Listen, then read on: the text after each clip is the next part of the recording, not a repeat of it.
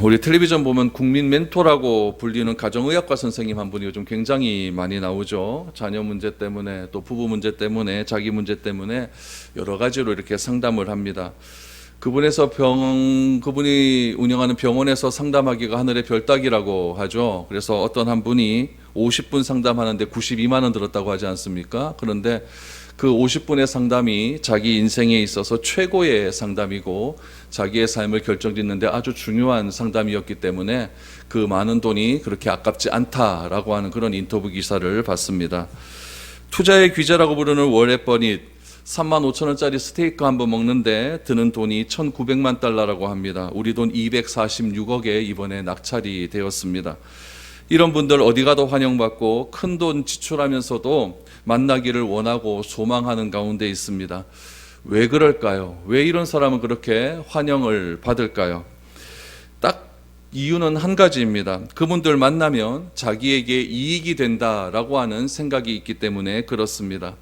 그럼 우리들은 어떨까요? 우리는 사람들을 만남에 있어서 우리는 어떤 대우를 받고 어떤 만남을 하고 있습니까? 여러분들은 사람을 만날 때 여러분들을 만나면 어떤 반응을 보입니까? 아, 저 사람 또 만났나? 이런 생각을 합니까? 아니면 참 만나서 반갑다 이런 만남의 반응을 보입니까? 오늘 본문에 나타난 예수님의 반응이 참 재미가 있습니다. 예수님은 오히려 자신이 성장한 곳에서 환영받지 못하고 배척을 당합니다. 4절 말씀을 다시 보시죠. 예수께서 그들에게 이르시되 선지자가 자기 고향과 자기 친척과 자기 집 외에서는 존경을 받지 못함이 없느니라 하시며 라고 합니다. 요즘 같으면 성공해서 고향에 오면 현수막이라도 걸어 놓아야 정상인 것 아니겠습니까? 그런데 예수님은 그러하지 못했습니다. 예수님은 그 당시 유대 사회에서 꽤 유명한 분이었습니다. 병고침이 많이 나왔고 또 예수님의 가르침에는 굉장한 능력이 있었고 차이가 있었기 때문에 많은 사람들로부터 인정을 받았습니다. 특별히 하나님을 믿는 그런 신앙심이 철저한 유대 사회 속에서 선지자나 예언자 또 랍비와 같은 사람이 환영을 받는 것은 너무나 당연한 일이었습니다. 그러나 유대 사회에서 선지자와 예언자가 환영받을 수 있는 길은 딱 한 가지밖에 없었습니다. 그것은 무엇이냐면은 그들이 어떤 말을 하느냐에 따라 달려 있는 것입니다. 대부분의 참된 선지자나 예언자들은 유대인들이 하나님 말씀에 불순종하거나 불의하게 사는 것을 지적합니다. 그래서 그 말씀을 듣는 사람 유대인들은 결코 그 선지자나 예언자들에 대해서 우호적일 수가 없었습니다. 실제로 유대인 역사 속을 보면은 선지자들이 말씀을 전하다가 배척을 당한 경우가 굉장히 허다했습니다. 하나님의 말씀 속에서도 그러한 배척당하는 경우를 이렇게 소개하고 있습니다. 우리 히브리서 11장 36절 이하의 말씀을 보시면 또 어떤 이들은 조롱과 채찍질뿐 아니라 결박과 옥에 갇히는 시련도 받았으며 돌로 치는 것과 톱으로 켜는 것과 시험과 칼로 죽임을 당하고 양과 염소의 가죽을 입고 유리하며 궁핍과 환난과 학대를 받았으니 이런 사람은 세상이 감당하지 못하느니라.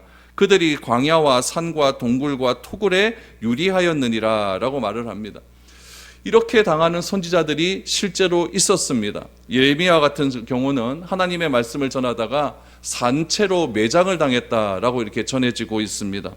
오늘 히브리서의 말씀에 나온 톱으로 켬을 당했다라고 전해지는 선지자는 이사야 선지자입니다. 이사야 선지자는 산채로 몸뚱아리를 두 동강 냈던 그런 인물로 전해지고 있습니다. 이름이 밝혀지지 않았던 수많은 선지자들이 조롱과 채찍질과 결박을 당했습니다. 특별히 양과 염소의 가죽을 입고 유리당하였다라고 말을 하는데 아주 작은 양의 가죽으로 만든 그런 옷을 입혀서 사람을 피를 통하지 못하게 해서 죽여버리는 그런 경우도 있었습니다. 다 누굽니까? 다 선지자들입니다. 다 예언자들입니다. 하나님의 말씀을 전하는 그런 사람들이었습니다. 이런 사람들이 수많은 사람들이 이렇게 배척을 당했다라고 성경을 말하고 있습니다. 왜 배척당했을까요? 이유는 딱 하나입니다. 자기들이 듣기 싫은 말을 하기 때문에 그렇습니다. 반대로 이야기하면 자기들이 듣고 싶은 말을 하지 않기 때문에 그렇다라는 이야기입니다. 범죄한 백성들이 자기가 듣고 싶은 말은 무엇이냐면은 하나님의 말씀을 통해서 자기가 듣고 싶은 말을 듣고자 하는 그런 심리가 있습니다. 우리도 그렇지 않습니까? 내가 듣고 내가 소망하고 내가 바라는 말을 무엇을 통해 듣고 싶습니까? 사람을 통해 듣기보다는 설교를 통해서 하나님의 말씀을 통해서 듣고 싶어하는 심리가 우리 가운데 너무나 많이 있다는 이야기입니다. 그것을 확인받고 싶어하는 것이죠. 그래서 당시에 많은 선지자들, 예언자들은 하나님을 믿는 사람들에 의해서 이런 고난과 고통을 당했다라는 이야기입니다. 그 대상 중에 예수님도 빠지지 않았다는 이야기죠. 그 예수님이 어디서 그런 일을 당했느냐? 자기 고향에서 그런 일을 당했다라는 이야기입니다. 그래서 그 결과가 어떠했느냐? 5절 말씀을 보니까 거기서는 아무 권능도 행하실 수 없어 다만 소수의 병자에게 안수하여 고치실 뿐이었고 라고 말씀을 하고 있습니다. 예수님의 고향 사역에는 그 유명한 치유 사역이 그렇게 많이 일어나지는 않았다라고 전해지고 있습니다. 어린 시절 예수님의 삶을 아는 고향 사람들, 특별히 예수님의 탄생 스캔들과 예수님의 고향에서 함께 살아감을 통해 예수님에 관해서 많은 것을 알면 알수록 그의 말에 토를 다는 경우가 너무나 많이 있었다는 이야기죠. 타지에 나갔던 청년 예수가 제자들과 함께 고향으로 돌아와 복음을 전했지만 그가 전하는 복음의 내용은 어떤 내용이었겠습니까? 그가 전하는 복음의 내용이 고향 사람들에게 복을 전하는 내용이었겠습니까? 그들이 듣고 싶어하는 내용이었겠습니까? 전혀 그런 내용은 전하지 않았다는 이야기죠. 예수님이 전하는 복음의 핵심은 무엇이었냐면 회개하라 였어요. 회개하라. 천국이 가까이 왔다. 천국이 가까이 왔다라는 얘기는 종말이 왔다는 이야기 아니겠습니까? 세상의 끝이 가까이 왔으니 이제는 회개하라라는 이야기입니다. 여러분들도 맨날 죄 지적하고 여러분들에게 맨날 회개하라 그러고 그런 설교 누가 듣고 싶어 하겠습니까? 그런 교회일수록 사람은 더 모이지 않습니다. 예수 잘 믿으면 복 받고 예수 잘 믿으면 무엇인가 잘 되고 내가 원하는 거 다 이루어진다. 이런 이야기를 많이 하는 교회일수록 사람들은 더 몰리기 마련이죠. 왜냐하면 그런 내 소원을 하나님 말씀을 통해 증명받고 싶어하는 심리가 너무나 많기 때문에 그렇다는 이야기입니다. 예수님은 고향 사람들에게 인정받지 못한 이유는 너무나 충분했습니다. 고향 사람들이 예수님을 환영하지 않자 그곳에서 아무 권능도 행하지 않고 소수의 병자에게만 안수하고 치유했다라고 성경은 말하고 있습니다. 지난주에 이 말씀을 드렸는데 왜 오늘 또 이 말씀을 하느냐? 여기서 우리가 오해할 부분들이 있기 때문에 그렇다는 이야기입니다. 여러분, 우리가 오해하지 말아야 할 부분은 고향 사람들이 호의적으로 대하지 않았기 때문에 예수님께서 소수의 병자에게만 안수해서 병자를 고치셨다라고 하는 말씀입니다. 여러분, 이 말씀이 왜 오해가 가능하냐면은 이렇게 오해할 수가 있죠. 그럼 우리가 예수님을 받아들이지 않으면 예수님은 능력을 행하지 못하는구나, 이렇게 생각할 오해가 있기 때문에 그렇습니다. 그러나 여러분, 예수님은 하나님의 아들이라고 했습니다. 예수님은 동시에 하나님이십니다. 하나님이신 예수님께서 인간이 거부할 때 하나님의 능력을 행할 수 없다는 뜻일까요? 여러분, 그렇지는 않습니다. 이 부분에 대한 이해가 분명하지 않으면은 하나님에 대한 능력을 사람의 자의적인 행위를 통해서 우리가 받아들일 수 있다라고 생각할 수 있다는 이야기입니다. 예를 들면 이런 이야기죠. 우리가 하나님의 능력을 사모할, 하나님의 능력을 받을 때, 하나님의 은혜를 받을 때 내가 무엇인가 갈급한 마음들이 있어야 되고, 내가 무엇인가 환경들을 조성해야 되고, 내가 무엇인가 인간적인 행위들을 다 하고 난 다음에 그런 것들을 다 배경적으로 깔아놓고 하나님의 말씀이 들어오면은 하나님이 은혜가 임할 수 있다라고 하는 인간의 어떤 행위적인 배경들을 강조할 수 있기 때문에 그렇습니다. 그러나 하나님의 은혜는 그렇게 임하는 것이 아닙니다. 여러분, 예수님께서 인간이 거부할 때 신적인 권능들이 나타나지 않는가, 이 부분에 대해서 우리가 명확하게 신학적으로 해석을 할 필요가 있습니다. 예수님께서는 예수님의 행위에 대해서 마가는 어떻게 설명하고 있냐면은 자신에 대해서 거부감을 가진 고향 사람에게 선택적으로 소수의 병자에게만 안수했다라고 그렇게 나와 있습니다. 여러분, 이 말씀은 무슨 말이냐면은 고향 사람들의 거절로 말미암아서 예수님의 능력이 제한받았다라고 하는 뜻이 아닙니다. 이 부분을 여러분 명확하게 하셔야 됩니다. 거절하는 고향 사람들에게 아주 제한적으로 권능을 행하셨다라는 의미입니다. 정리하면 이렇습니다.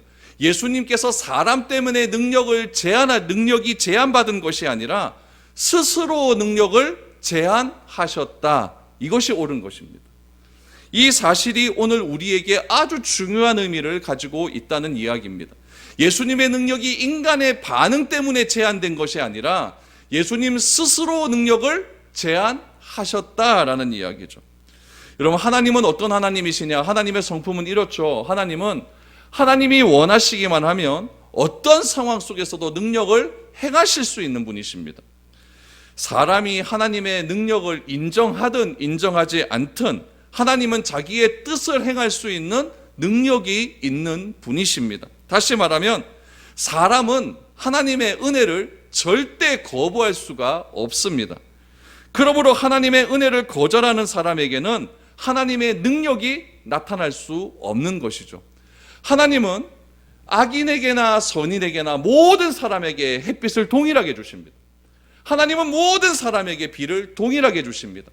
하나님의 능력을 거부하는 공산주의 사회에서나 하나님의 능력을 거부하는 이 무슬림 사회에서 하나님의 능력이 그곳에서 나타나지 않습니까? 하나님의 햇빛이 거기 비치지 않습니까? 비를 그곳에 내리지 않습니까? 그것은 아니라는 이야기예요. 하나님의 은혜는 동일하게 모든 곳에서 임하게 됩니다. 그러나 그 은혜를 거절하는 자들에게는 하나님의 능력은 나타나지 않게 된다는 이야기입니다. 그렇다면은 왜 하나님은 거절하는 사람에게 은혜 주시기를 제한하실까요?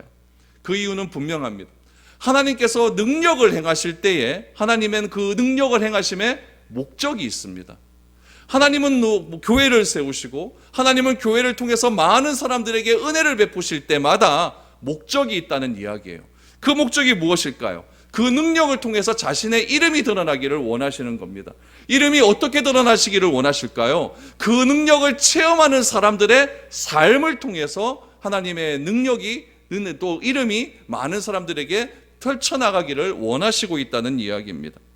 그래서 그 하나님의 은혜는 그것을 기쁨으로 받아들이는 사람에게는 나타나지만 그 은혜를 받아들이지 않는 사람에게는 제한적으로 주실 수 있다라는 이야기입니다. 이 부분을 여러분을 잘 이해하셔야 됩니다. 그러므로 오늘 이 시간에도 하나님의 능력은, 하나님의 은혜는 동일하게 모든 사람에게 임합니다. 여러분들이 기도하거나 여러분들이 찬양을 하거나 예배드리거나 성경 말씀을 집에서 읽을 때마다 그 은혜는 동일하게 임한다는 거죠. 그러나 그 은혜가 어떤 사람에게든 은혜로 받아들이게 되고 어떤 사람은 그렇지 않을 수 있다는 이야기입니다. 누구에 의해서? 나의 선택에 의해서 그럴 수 있다라는 이야기죠. 그러므로 우리가 하나님의 은혜를 깊이 체험하기 위해서는 내가 그 은혜를 받아들이느냐 안 받아들이느냐, 이것이 자유의지 아니겠습니까? 이것이 그런 의미에서 굉장히 중요한 목적으로 담아져 있습니다. 그래서 예수님도 마태복음 7장 6절 말씀에 보면 이렇게 나와 있어요. 거룩한 것을 개에게 주지 말며 너희 진주를 돼지 앞에 던지지 말라. 저희가 그것을 발로 밟고 돌이켜 너희를 찢어 상할까 염려하라 라고 말씀을 하셨습니다. 여기서 거룩한 것, 진주는 무엇을 의미합니까? 예수님 자신입니다. 복음을 의미하는 거예요. 그것을 개나 돼지, 유대인들이 제일 혐오하는 그런 것들에겐 주지 말아라 라고 말씀하고 있는 것이죠. 받아야 할 것을 받지 않고 귀한 것을 귀한 줄 모르는 사람에게는 하나님도 그 풍성한 은혜가 그들에게 제한될 수 있다라는 이야기죠. 이것은 굉장히 무서운 말씀입니다. 성경에 보면 이런 말씀이 있어요. 모든 자에게 후히 주시고 꾸짖지 아니하시는 하나님께 간절히 구하라라는 말씀이 있습니다. 이것은 우리가 모든 자에게 후히 주시고 꾸짖지 아니하시는 하나님의 성품을 의지해서 우리의 필요를 간구할 수는 있다라는 이야기입니다. 그러나 간구하는 바를 얻지 못하는 경우도 있습니까? 없습니까? 있다는 이야기예요. 이럴 때 우리는 어떻게 해야 되느냐? 나 자신을 되돌아봐야 되는 거예요. 나 자신도 고향 사람들과 같은 그런 삶의 모습이 보여지지는 않는가? 다시 한번 되돌아봐야 한다는 것이죠. 내가 받을 준비가 되어 있는지 그렇지 않은지를 되돌아봐야 한다는 이야기입니다. 우리는 우리의 행위 때문에 하나님의 은혜를 받는 것이 아닙니다. 우리는 우리의 행위 때문에 하나님의 은혜를 얻는 것이 아니기 때문에 때로는 이 거저 주시는 은혜, 이거를 하나님의 은혜를 너무나 값싼 은혜로 취급하는 경우가 많이 있습니다. 그러나 하나님께서 우리에게 주신 은혜는 값싼 은혜가 아닙니다. 자기의 목숨을 버리시면서까지 우리를 위하여 주신 그 은혜는 너무나 크고 놀라운 은혜라는 이야기죠. 그 은혜를 귀한 것으로 여기지 않고 그 은혜는 것을 값싼 것으로 여겨서 자신의 선입관과 자신이 가지고 있는 지식 때문에 그 은혜를 거부하게 되면은 결국 하나님께서는 그 은혜를 제한하실 수도 있다라는 이야기입니다. 저는 바라건대 이 미래로 교회 안에 하나님의 은혜가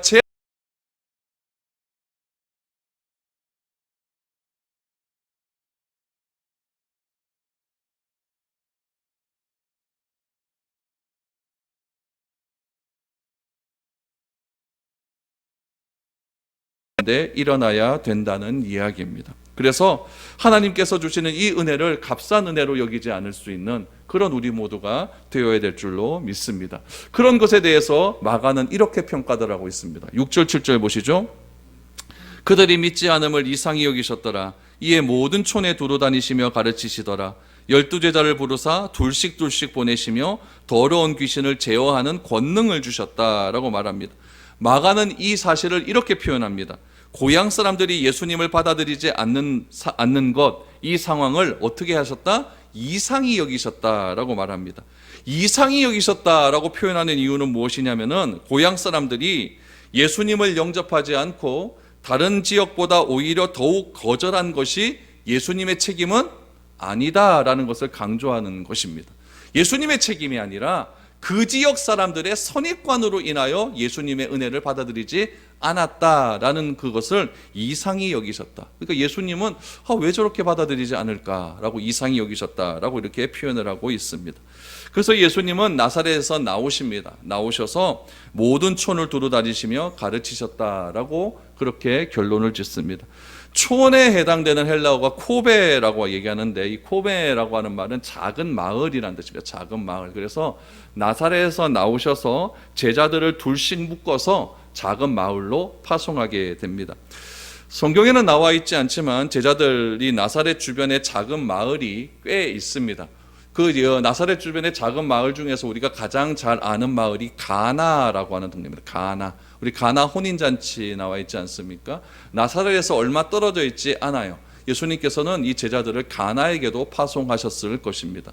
또 나사렛에서 북쪽으로 조금만 올라가면은 갈릴리 바다 남쪽 마을에 막달라라고 하는 마을도 있습니다. 막달라는 누구의 고향일까요? 막달라 마리아의 고향이죠. 그렇죠? 그곳에서도 예수님께서는 제자들을 파송하셔서 복음을 전했을 것입니다. 이로써 예수님의 전도 사역이 이제 본격적으로 출발했다라는 것을 알게 됩니다. 제자들이 예수님으로부터 초창기에 가르침을 받는 방법은 어떤 방법을 배웠냐면 예수님께 하시는 것을 이렇게 보는 것으로 배웠습니다. 아, 저런 거구나. 또 예수님께서 말씀하시는 것들을 가르침을 그렇게 가까이에서 가르침을 받는 것으로 예수님이 어떤 분이신지를 알아가기 시작하는 겁니다. 그러나 지금부터는 어떻게 했느냐? 보고 듣고 배우는 것을 이제 내가 나가서 전함으로 예수님의 일을 하게 되었다라는 이야기죠. 특별히 지금부터는 예수님으로부터 보냄을 받고 예수님께서 보냄을 받은 자들에게 특별히 무슨 권능을 주었냐면은 귀신을 내어 쫓는 권능을 주셨다라고 그렇게 말을 합니다. 그럼 여러분 먼저 왜 둘씩 짝지어 보냈을까요? 어떤 주석서에 보니까 이렇게 나와 있어. 둘씩 짝지어 보내는 이유는 구약 말씀의 배경에 의거한 것이다. 구약에 보면은 어떤 증언에 참이기 위해서는 2사람 이상의 증인이 필요하다라고 나와 있거든요. 그래서 2명의 이상 2명 사람씩 보내는 것은 나가서 복음을 증거하는 일이 참된 일이라는 것을 구약적 배경에서 확인하기 위해서 2명씩 보냈다라고 말을 하는 사람도 있습니다. 어떤 사람은 여행에 도움이 되기 때문이다라고 말을 하는 사람이 있죠. 그래서 3명이 되면 여러분 꼭 한 사람은 이렇게 돌림을 당해요. 꼭 그런 경우 여러분도 여행 가보세요. 3명 되면 희한합니다. 그렇죠? 그래서 홀수가 되면 안 되고 둘이 또 4명이 가면 둘씩 또 이렇게 또 이상하게 또 패가 갈려요. 그래서 2명이 가장 좋은 여행의 인원이 아닌가 이렇게 말하는 사람도 있습니다. 그러나 정확한 결론은 나지 않았습니다.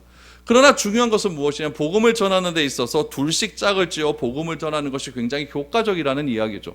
한 사람이 조금 떨어질 때 한 사람이 다른 사람이 좀 힘을 넣어줄 수가 있고, 내가 딱 복음을 전했는데 그 사람이 딱 영접을 하게 되면 옆 사람이 와, 너 대단하다, 진짜 능력이 나타나는구나, 이렇게 옆에서 응원해주는 그런 사람들로 인하여서 훨씬 더 효과적이기 위해서 이게 2명씩 짝을 지어 복음을 전했다라고 말을 할 수 있습니다. 이렇게 둘씩 짝을 지어 전하면서 예수님께서 귀신을 제하는 권세를 주셨다라고 말을 하는데, 이 권세를 가진 사람들이 나가서 전했을 때에 13절에 이런 결론이 나오죠. 13절 말씀을 보시면 많은 귀신을 쫓아내며 많은 병자에게 기름을 발라 고치더라 라고 나와 있어요. 여러분, 귀신 쫓는 권세가 예수님의 사역과 정확하게 일치를 합니다. 예수님도 그 거라사 지방에서 귀신을 쫓아내지 않았습니까? 그런데 쫓아냈을 때 귀신이 했던 말이 무엇입니까? 우리를 여기서 쫓아내지 마소서, 차라리 돼지 떼에게로 가겠습니다 라고 말을 했습니다. 그렇게 한 이유가 뭐라고 했냐면은 귀신이 자기 지역을 빼앗기지 않기 위함이다 라고 이렇게 말씀을 드렸습니다. 여러분, 이 귀신 내쫓는 권세는 그런 것을 의미하는 거예요. 예수님의 제자들은 예수님의 일을 합니다. 예수님의 일을 해요. 그러니까 예수님의 일을 하기 위해서 예수님은 무엇을 세웠냐면 제자를 세운 거예요. 그럼 제자는 뭐 하는 사람이냐? 예수님의 일을 하는 사람을 제자들이다 라고 말을 하는 것이죠.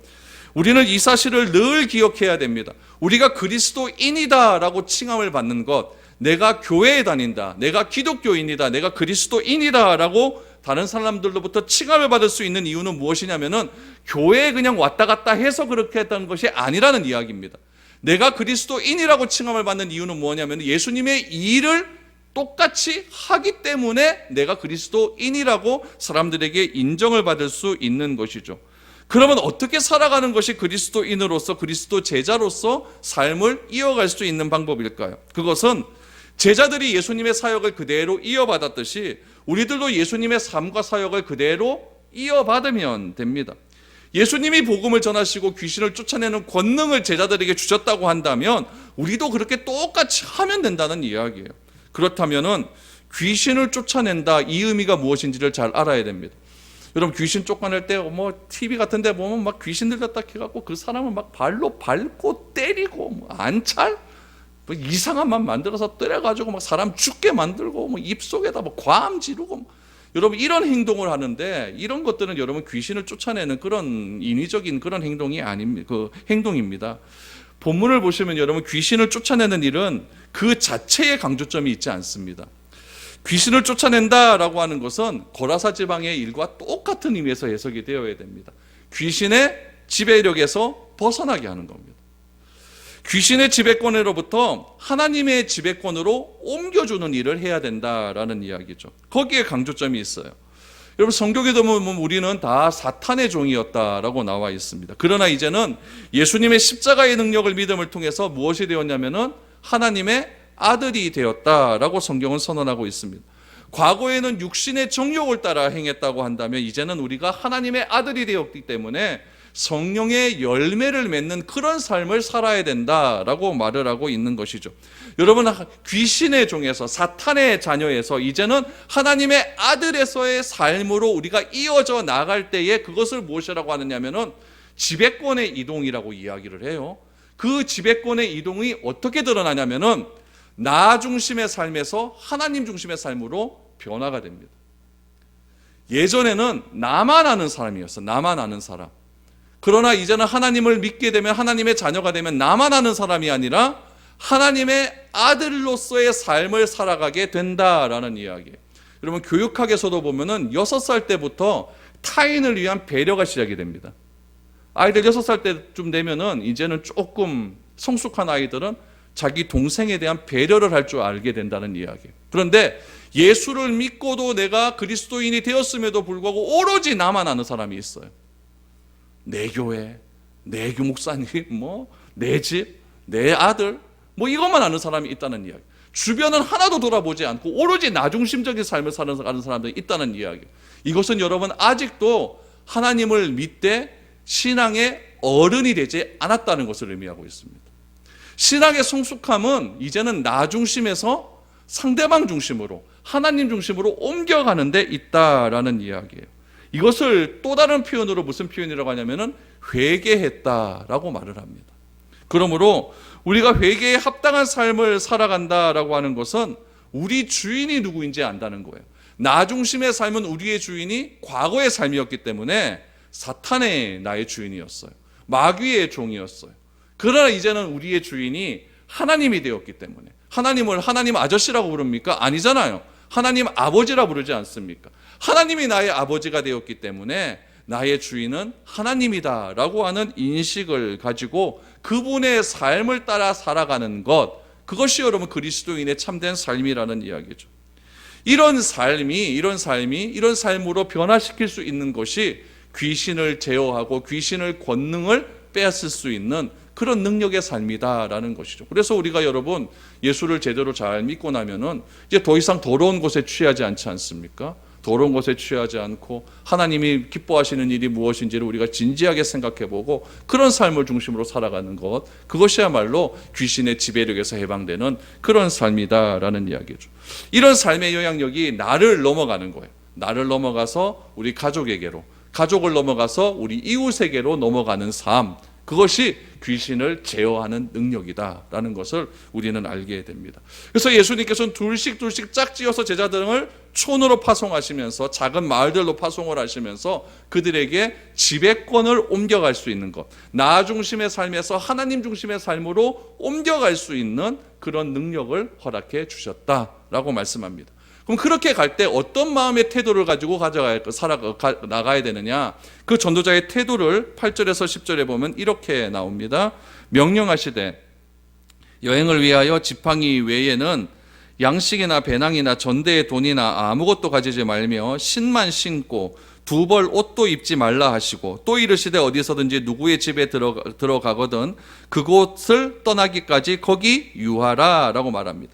이것은 둘씩 짝지어 촌으로 갈 때 그 제자들의 태도를 이야기합니다. 첫 번째 태도, 지팡이 외에는 아무것도 가지지 말아라. 또 하나, 동네에 도착했을 때 묵을 집을 찾았다면은 그 임무가 끝날 때까지 그 집을 떠나지 말아라 라고 말을 합니다. 이것은 제자들은 먼 길을 떠나면서도 먼 길을 떠나는 것처럼 필요한 것을 일일이 챙기지 말아라 라고 하는 그런 의미가 있습니다. 이것은 또 다른 말로 하면 더 나은 조건을 찾아서 헤매지 말라라는 의미입니다. 오로지 복음을 전하고 지배권을 옮기는데 최선을 다하라는 이야기죠. 이로써 그들은 그 임무 외의 모든 일을 책임져 주시는 하나님을 경험할 수 있게 된다라는 의미로 우리가 받아들이면 됐습니다. 이 말씀이 오늘을 살아가는 우리들에게 어떤 의미가 있는가? 아무것도 짐도 가지마, 지팡이 외에는 가지지 말라 그랬으니까 그리스도인들은 이렇게 가난하게 살아야 되는가라고 하는 그런 논쟁이 있습니다. 여러분, 그리스도인들이 일부러 가난하게 살 필요는 없습니다. 가난을 추구하는 것도 좀 웃기겠지만은 가난하게 살 필요는 없습니다. 여러분, 가난함이 그리스도인이 나타나는 증표는 절대 아닙니다. 우리 한경직 목사님 아시죠? 한경직 목사님의 이 가난함이 많은 그리스도인에게 이렇게 표본이 되었습니다.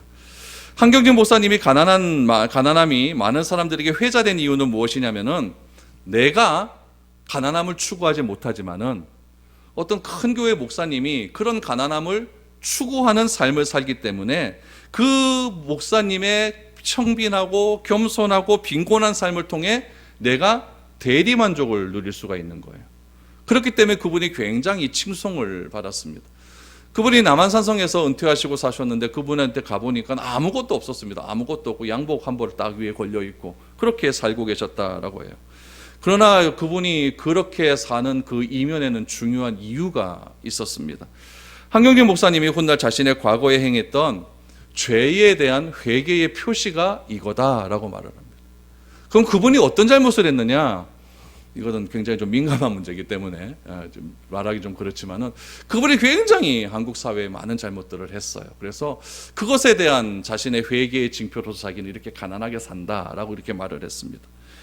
여러분, 무조건 가난하게 사는 것이 그리스도인이 지향해야 될 표지는 아닙니다. 중요한 것은 무엇이냐면은 필요 없는 일에 자신의 관심과 재산을 사용하지 말라는 의미입니다. 목적에 합당한 삶을 살아야 한다라고 하는 의미이죠. 우리가 하나님의 아들이라고 하는 분명한 출발점이 있다라고 한다면 하나님의 부르심에 합당한 모습으로 살아야 한다는 이야기입니다.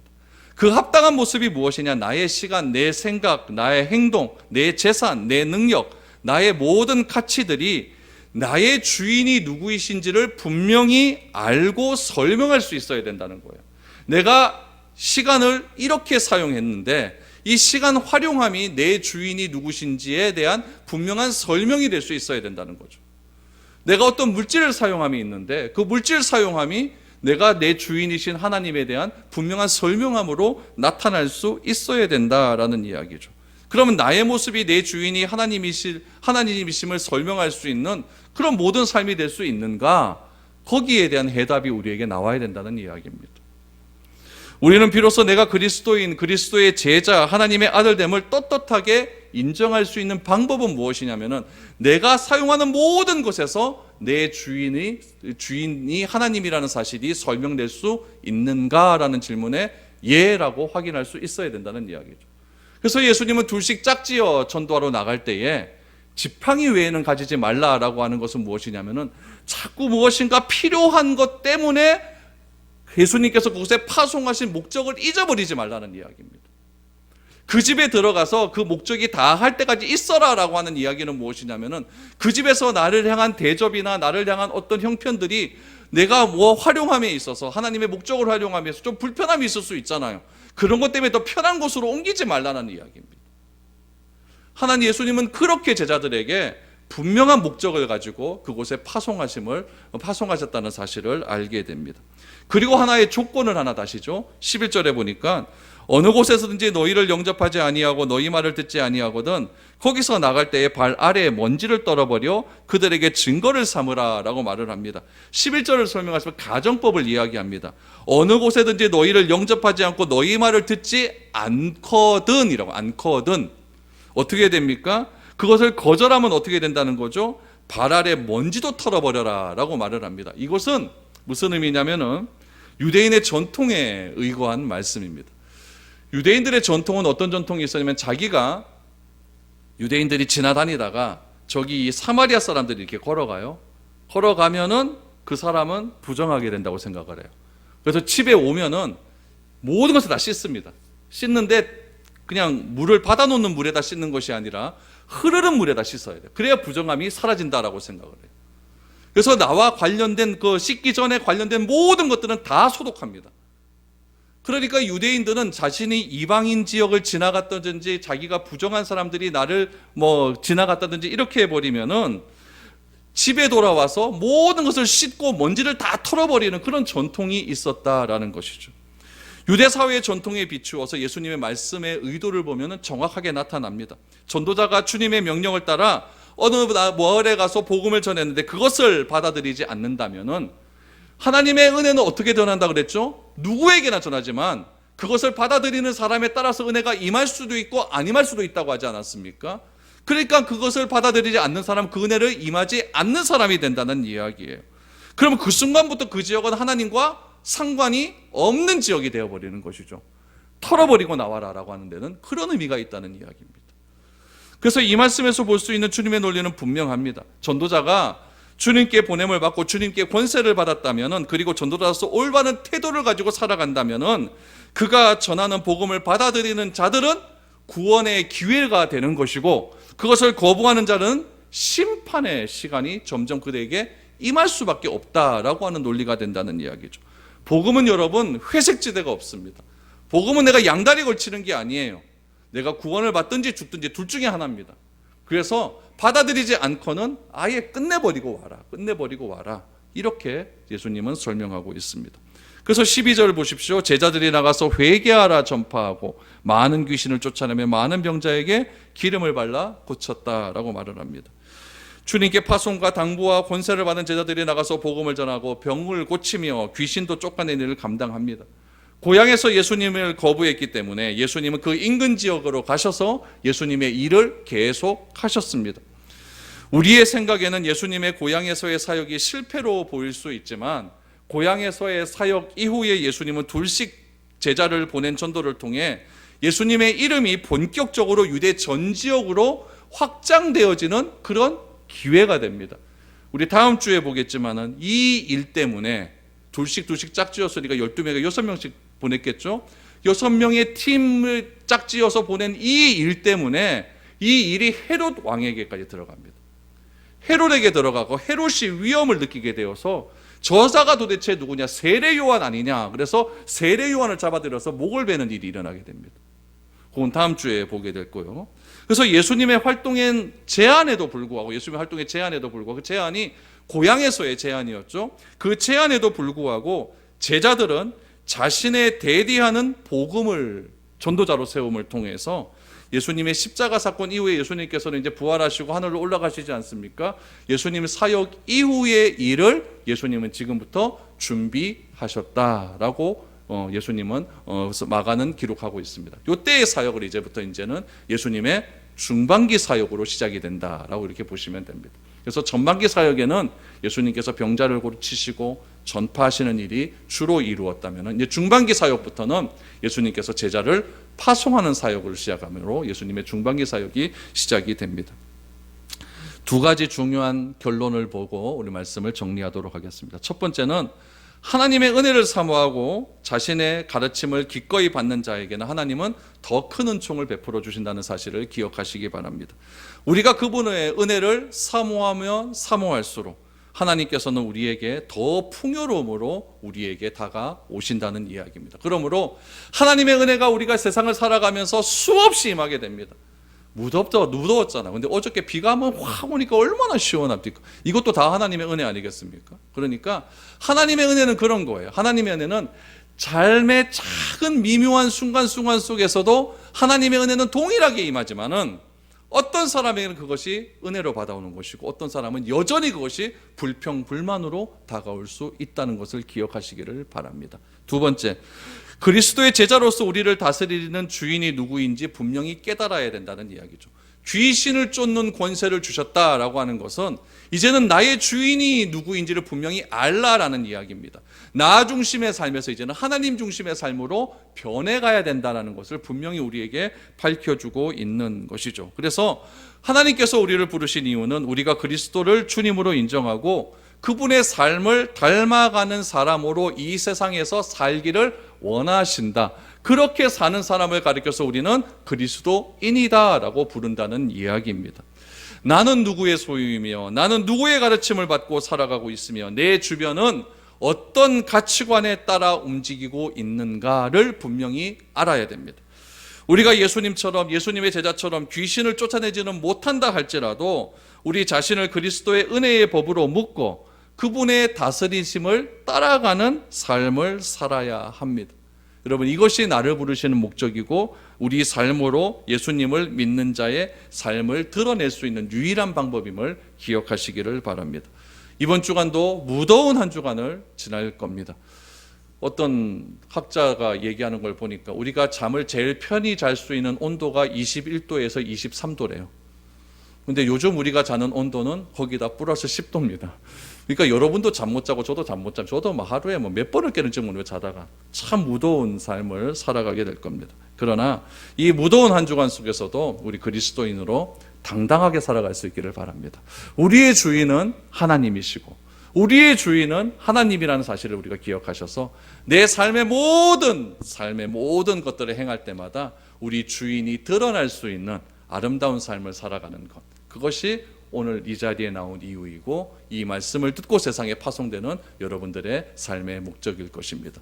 예수님이 둘씩 짝지어서 귀신을 쫓아내는 권세를 주신 것처럼 여러분들도 이 예배당을 나갈 때 그런 권능을 가지고 세상에 나가서 아름다운 삶을 펼쳐나갈 수 있는 저와 여러분들이 될 수 있기를 바랍니다.